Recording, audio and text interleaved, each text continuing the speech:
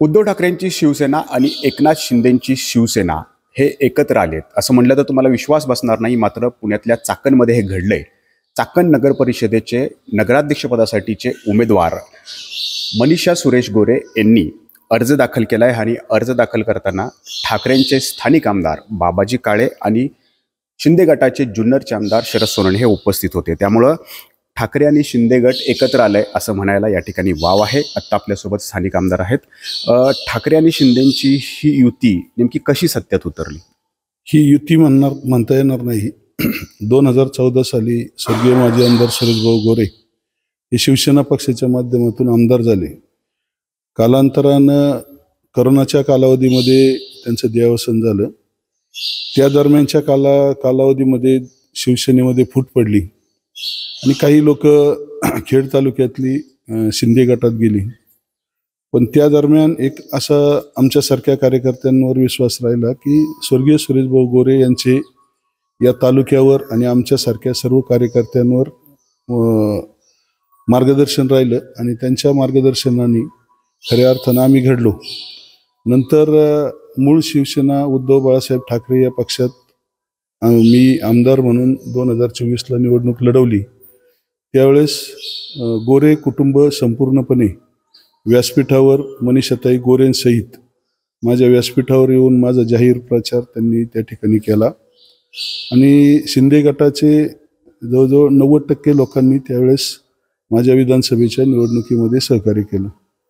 खऱ्या अर्थानं आत्ताची जी निवडणूक लागली त्यामध्ये महिला राखीव आल्याच्या नंतर आम्ही चाकण शहरवासियांना एक विनम्र अभिवादन केलं की स्वर्गीय सुरेशभाऊ गोरे यांच्या पत्नी मनीषाताई गोरे या ठिकाणी इच्छुक झालेल्या आहेत.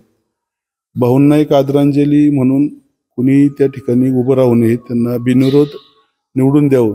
परंतु निवडणूक ही निवडणूकच असते. त्यांना चाकण शहरातून आणि तालुक्यातून प्रचंड प्रमाणामध्ये सहानुभूती आहे.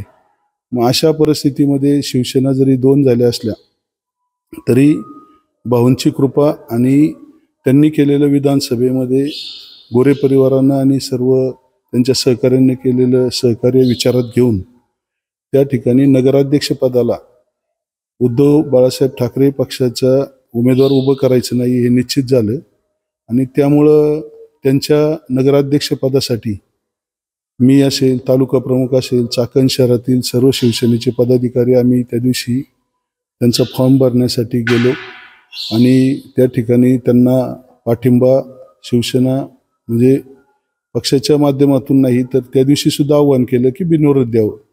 परंतु जर बिनविरोध झालीच नाही तर त्या ठिकाणी पाठिंबा देण्याचं ठरलेलं आहे. मग इतर जे आता नगरसेवक पदासाठी जे अर्ज भरतील तिथं आपले उमेदवार असणार आहेत?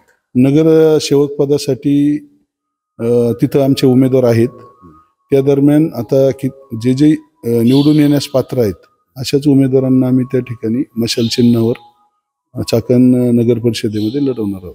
परंतु दिवंगत आमदार सुरेश गोरे यांच्या पत्नी मनीषा गोरेंना आपण असा पाठिंबा दर्शवतोय, याबद्दल आपण राज्यातल्या वरिष्ठांशी, उद्धव ठाकरे यांच्याशी किंवा सचिन अहिर इथले संपर्क प्रमुख आहेत त्यांच्याशी काही संवाद साधलेला आहे का?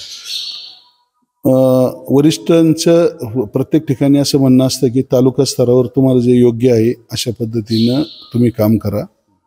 आदरणीय संपर्क प्रमुख सचिन अहिर असतील, जिल्हा प्रमुख, तालुका प्रमुख, आमच्या सगळ्यांच्या एकत्रित चर्चा झाल्या. त्यामुळं तालुका स्तरावर आम्हाला सहानुभूती या नात्यानं ही गोष्ट योग्य वाटते म्हणून आम्ही ही गोष्ट करण्याचं ठरवलं.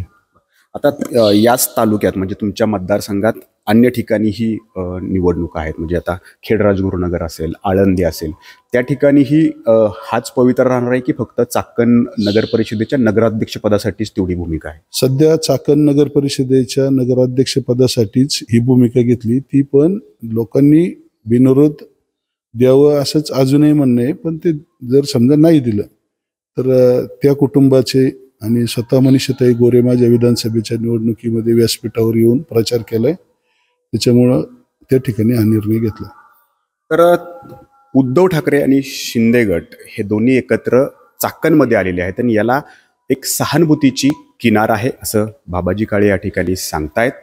परंतु राज्यात कुठंही न घडलेलं चित्र ते म्हणजे उद्धव ठाकरे आणि एकनाथ शिंदे या दोघांच्या शिवसेनेनं एकत्र येणं हे या चाकणमध्ये घडलेलं आहे. त्यामुळं ही एक मोठी ब्रेकिंग न्यूज आहे.